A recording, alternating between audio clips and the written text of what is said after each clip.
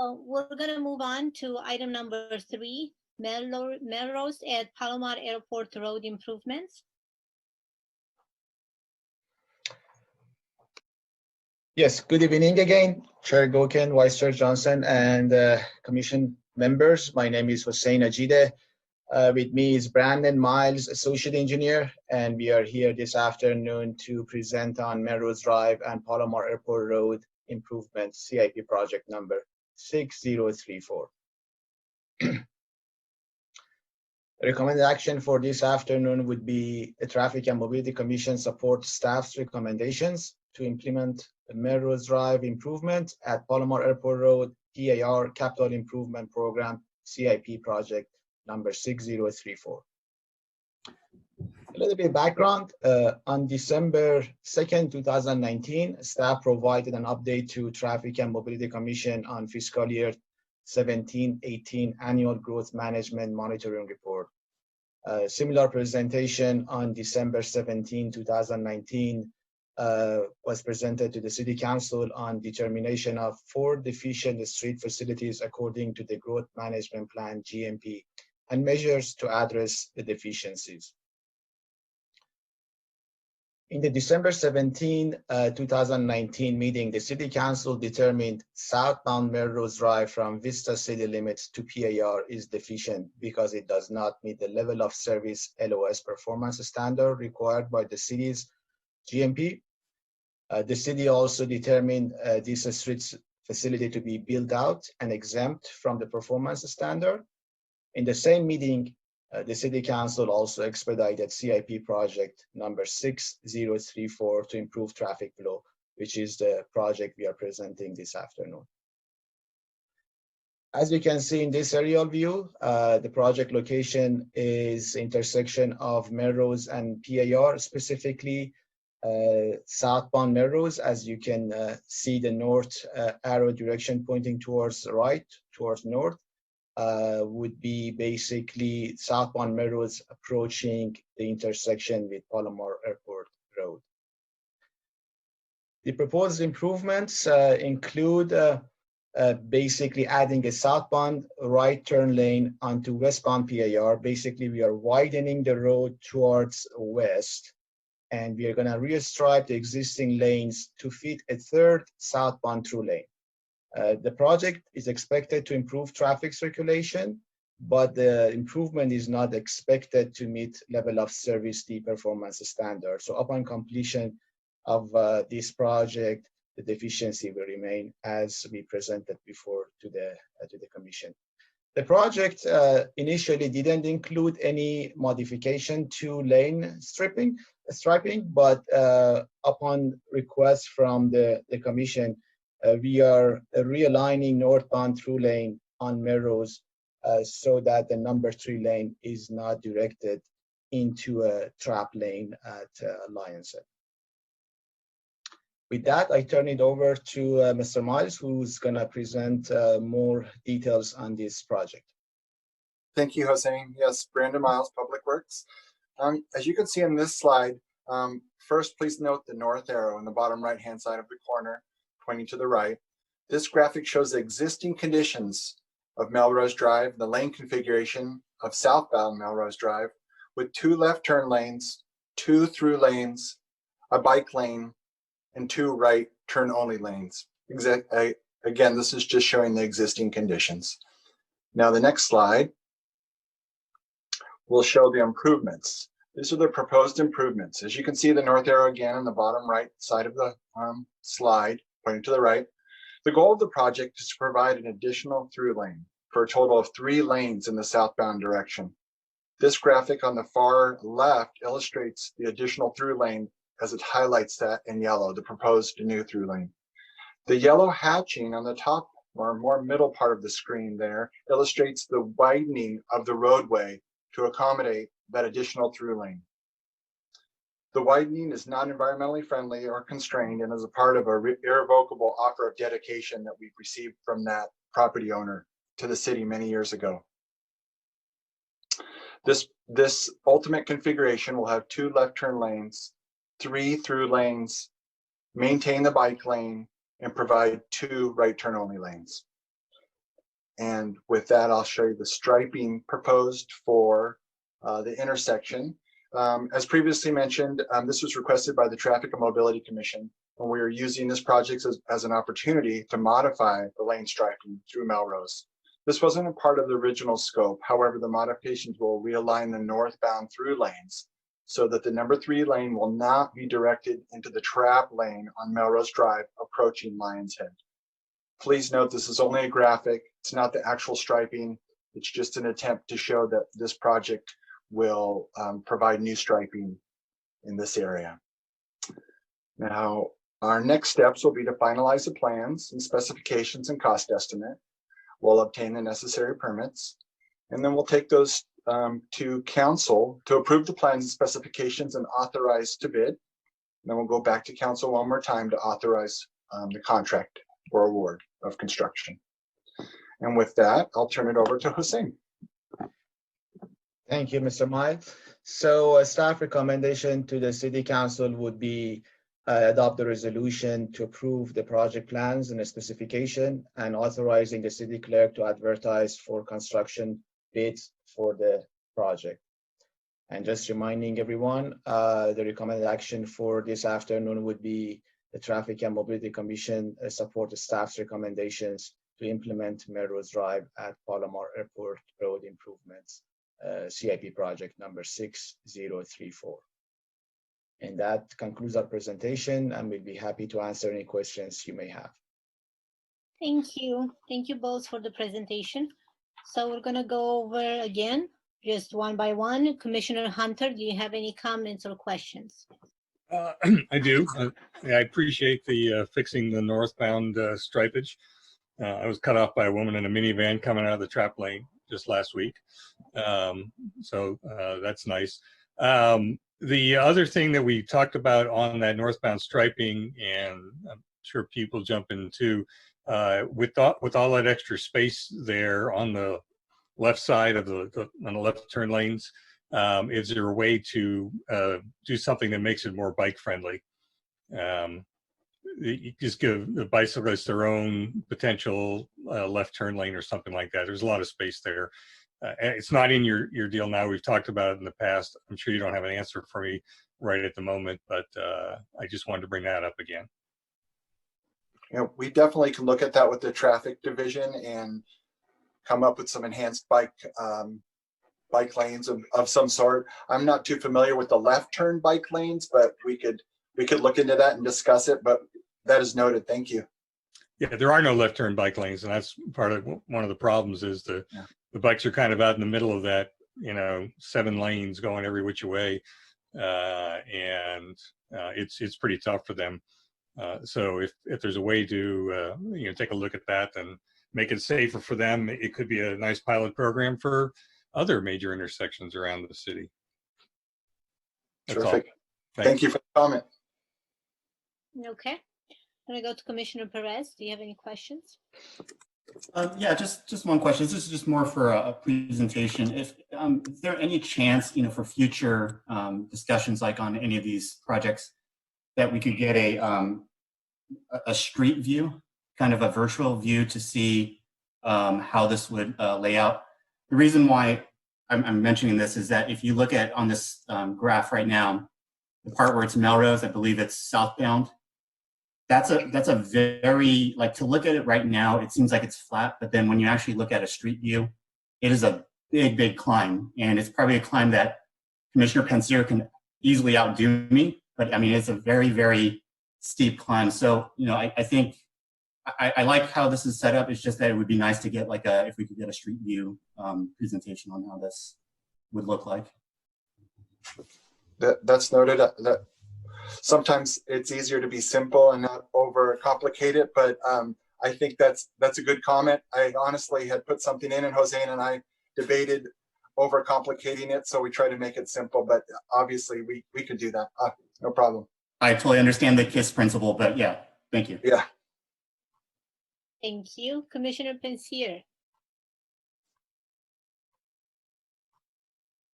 Are you on mute? I can't hear you. Do you have any comments or questions, Commissioner Pensier? Yeah, I can see you waving, but I can't hear you. Okay, I unmuted. I got to get back to this picture though. So, okay, there we go. All right.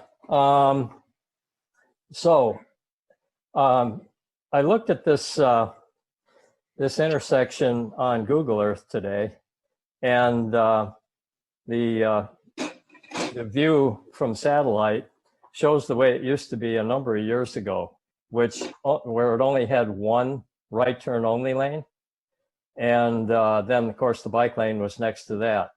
The way it's been constructed, well, the way it was constructed when the second right turn only lane was added, yes, the bike lane is in the correct position. It can't be to the right of right turn only lanes. But as mentioned before, the approach from the north to south is a very steep climb.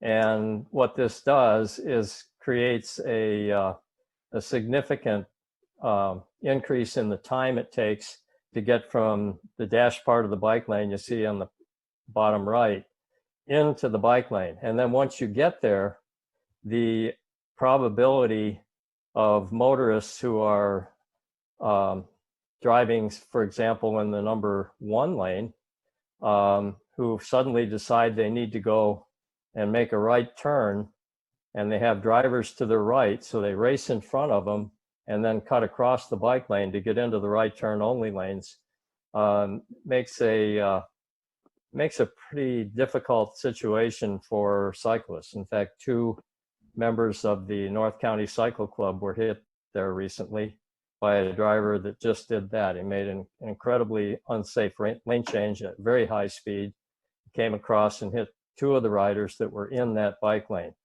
So my question is this: for one thing, as you're going to expand this, the roadway, it looks like a significant amount, is it possible that you can make that bike lane a little bit wider? And secondly, can you paint it green to make it more visible? Visibility is the key as far as cyclists are concerned. If people see us, they won't hit us. But if they can't see us, that's a whole different ball game. So that's my request on that part of it. If you want to address that, then I'll move along to the northbound side. So my only clarification is right now the southbound bike lane, as you approach the right turn lane, like you said, there's an offset, there's that gap there. With the widening, those will actually be more linear, so it'll be more of a straight shot, which will be very helpful. But there's still that question of the gap that you still have to navigate, and it's a substantially long gap. It's over 100 feet long, so there will be the potential to enhance that, and I can work with traffic on that. And if a green lane is what's recommended, we can do that. Some signage possibly as well. And then in terms of the widths, I believe there'll be a possibility to widen that bike lane. When you have dual rights on 2 arterials of this size, typically those right turns are heavy with semis and larger vehicles. So they need a little bit of width to swing. As you know, that trailer swings, and if there's 2 side by side, they kind of take up a lot of room. That's not all day long, but that's what traditionally they're designed for. But I think when we get more into the design and we actually have some plans to really evaluate, we can consider some of the safety enhancements you're asking for bikers for that long turn lane. It's about 650 feet with the transition. So it's one of the longest dual right turns that we have in the city. And again, it's due to the volume of vehicles that are there. So there's a lot less on the weekends, but during those peak times, there's a lot of vehicles. That kind of goes back to the deficiency on the intersection, but I'm not going to talk about that at this time. Okay. May I make a clarification, Chair? Just for Pete's benefit, our new standard for bike lanes at intersections is to dash the conflict area. So it's going to look a little bit different than what you see here. What we've done previously is to dash up to the conflict area and not through the conflict area. If you look on this graphic right here, where you see the signal pavement legend, where you see those 3, it says signal ahead. It's really small, but it's in the lower right corner where the dash bike lane ends. Yeah, okay. In the new design, that will be where the solid bike lane ends. And then you'll have a dash bike lane through that transition area. That'll be a green dash. And then the bike lane that's separated by the right turn lanes and the through lanes, that will be painted green as a highlight. And that will be our standard going forward for bike lanes in areas where there's a right turn only lane. I just wanted to clarify that for people. That sounds like John Kim. Thank you. I told you the traffic division would have the proper information. Okay. Next question. Oh, by the way, thank you very much. That's the best. I think that's the best you can do there. I think that even when you do that, the difficulty of a lot of cyclists while they're going uphill really slow, they're just not going to feel comfortable even in that bike lane. So you're going to see a lot more of them that are going to go up to the intersection in the right turn lane and get off their bikes and push the pedestrian push button and use that way to get across the intersection. So in any case, okay, let's move to the north side. That's a different photo. If you could put that one back up, please. All right. The comment that I'd made earlier when Commissioner Hunter had asked for these changes last year was, in looking at this, you see that there's a lot of empty space. It's been slashed off to the left side of the left turn only lanes. And this space seems wide enough to allow a left turn only lane at this intersection for cyclists as well. So there would be 2 left turn only lanes for the automobiles and another left turn only lane for cyclists who want to head for the beach. Unlike the southbound approach, the northbound approach is relatively flat. And with the fact that automobiles are usually platooned coming into this intersection, it's not terribly difficult for cyclists to get over to those lanes.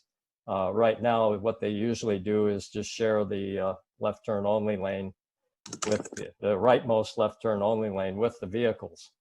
But then when the light turns green, if they're waiting at the back of this line, they're not going to be able to accelerate as fast as the cars. So it tends to produce some problems with just obstruction for the people behind them.